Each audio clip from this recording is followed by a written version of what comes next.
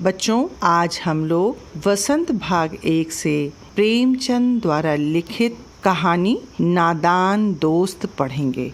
Ma'am, क्या आज आप हमें कहानी सुनाएंगी? हाँ, क्या तुम्हें कहानी सुनना पसंद है? जी मैम, मुझे और समर दोनों को कहानी सुनना बहुत अच्छा लगता है। अच्छा, ये तो बड़ी अच्छी बात है। तो फिर सुनो। केशव और श्यामा के घर कार्निस पर एक चिड़िया ने अंडे दिए थे। केशव और श्यामा दोनों बड़े ध्यान से चिड़िया को वहां आते जाते देखा करते थे। सवेरे सवेरे दोनों आंखें मलते कार्निस के सामने पहुंच जाते और चिड़ा तथा चिड़िया को वहां बैठा पाते। उन दोनों को चिड़ा और चिड़िया को देखने में इतना मजा आता था कि वे दूध और जलेबी खाना तक भूल जाते थे। दोनों के दिल में बहुत सारे सवाल उठा करते थे। कैसे सवाल मैम? कैसे सवाल? चलो खुद ही देख लो।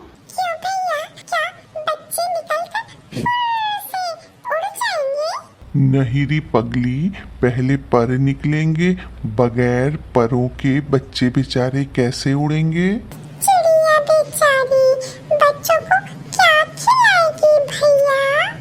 पर उनकी इन बातों का जवाब देने वाला कोई था ही नहीं। कोई था ही नहीं? मतलब उनके मम्मी पापा नहीं थे? नहीं, मम्मी पापा तो थे, पर माँ घर के कामों में व्यस्त रहती थी और बाबूजी को पढ़ने लिखने से फुर्सत ही नहीं थी। अच्छा, फिर क्या हुआ मैम?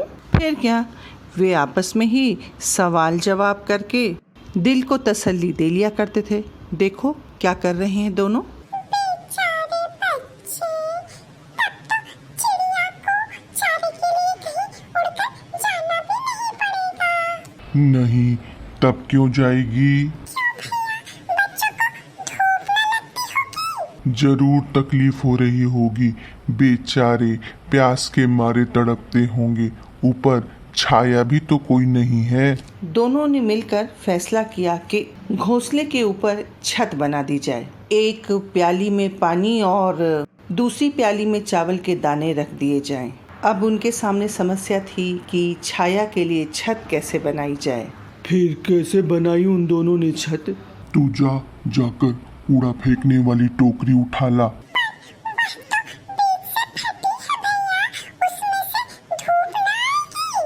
तू टोकरी ले आ, मैं उसके सुराख बंद करने की कोई हिकमत निकालूंगा, कोई तरीका निकालूंगा। इस प्रकार सारी योजना बनाकर दोनों बच्चे उसे पूरा करने के जुगाड़ में लग गए। उन्होंने मदद की या नहीं? इतनी जल्दी कैसे बता दूं बेटा? ठीक है मैम। तो ये बात गर्मी के दिन की है। बच्चों की अम्मा दोपहर में सो रही थी। बाबूजी भी घर पर नहीं थे, वे ऑफिस गए हुए थे। दोनों बच्चे चुपचाप दरवाज़ा खोलकर बाहर आ गए। फिर क्या हुआ?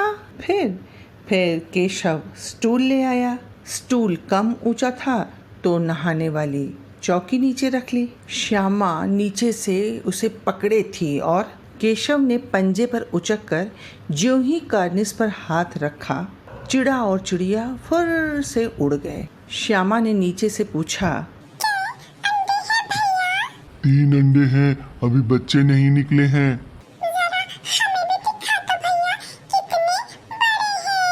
दिखा दूंगा, पहले जरा चिथड़े ले आ, नीचे बिछा दूं।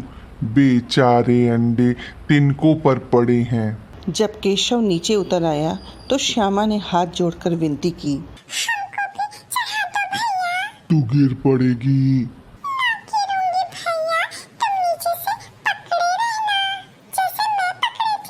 ना भैया, तू कहीं गिरा पड़ी तो अम्मा जी मेरी चटनी ही कर डालेंगी। कहेंगी तूने ही चढ़ाया था। क्या करेगी देखकर?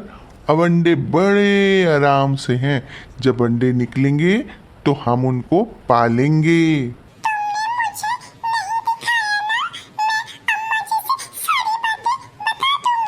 अम्मा जी से कहेगी तो बहुत मारूंगा, कहे देता हूँ।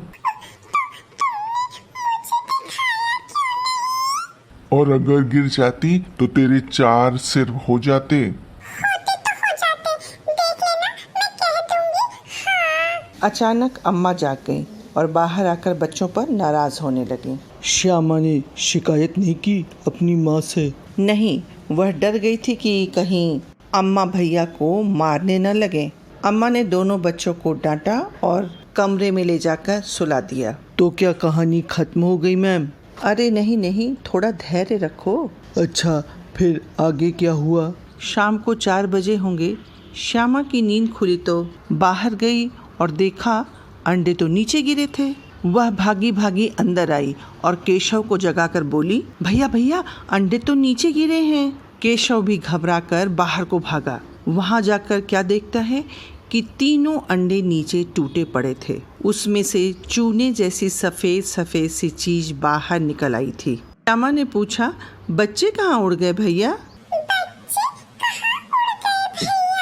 अंडे तो फूटे पड़े हैं तेरे सर में, देखती नहीं अंडों में से उजला उजला पानी निकल आया है। वही तो 2-4 दिनों में अंडे बन जाते। तुम दोनों वहाँ धूप में क्या कर रहे हो? अम्मा जी, चिड़िया के अंडे टूटे पड़े हैं। तुम लोगों ने जरूर चिड़िया के अंडों को छुआ होगा। क्यों रे केशव, बोलता क्यों नहीं? अरे मेरी समझ में ये नहीं आ रहा है कि तू वहाँ तक पहुँचा कैसे? चौकी पर स्टूल रखकर चढ़ी थी अम्मा जी। और तू स्टूल थामे खड़ी नहीं थी क्या?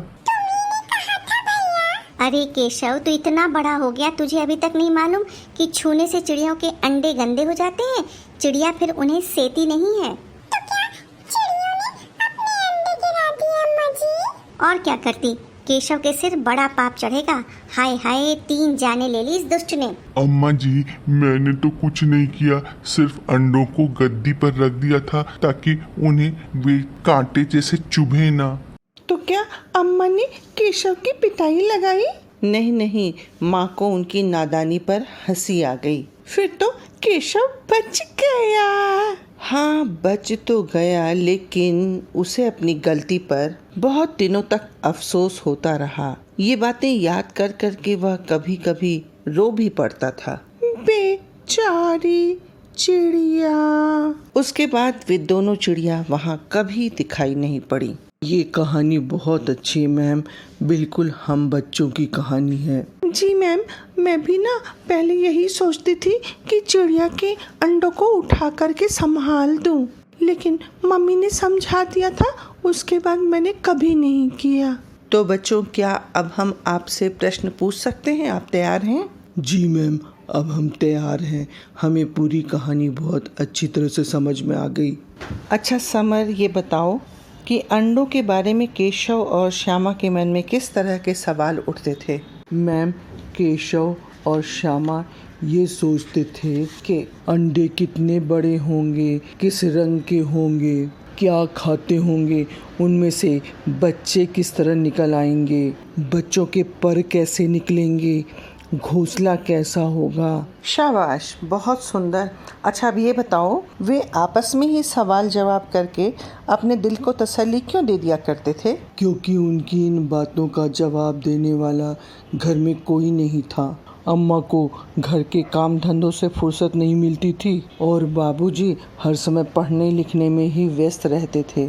चिथड़े, टोकरी और दाना पानी मंगाकर कार्निस पर क्यों रखे थे? मैं बताऊंगी। मैं ठीक है, तुम ही जवाब दो। केशव ने श्यामा से चिथड़े अंडों के नीचे बिछाने के लिए रखे ताकि वे उन्हें चुभे ना, और टोकरी मंगाई ताकि अंडों पर छाया कर सके। और दाना पानी? बता रही हूँ, थोड़ा रुको तो। दाना पानी इसलिए मंगा कर रखा ताकि चिड़ियों को दाना खोजने के लिए और पानी पीने के लिए कहीं दूर न जाना पड़े। शाबाश श्वेता, बहुत सुंदर उत्तर दिया तुमने। अच्छा तो बच्चों, अब हमारा पाठ यहीं समाप्त होता है। कल हम फिर मिलेंगे एक नए पाठ के साथ। बहुत बहुत धन्यवाद मैम। इतने अच्छे पाठ पर एक सब्सक्राइब तो बनता ही है।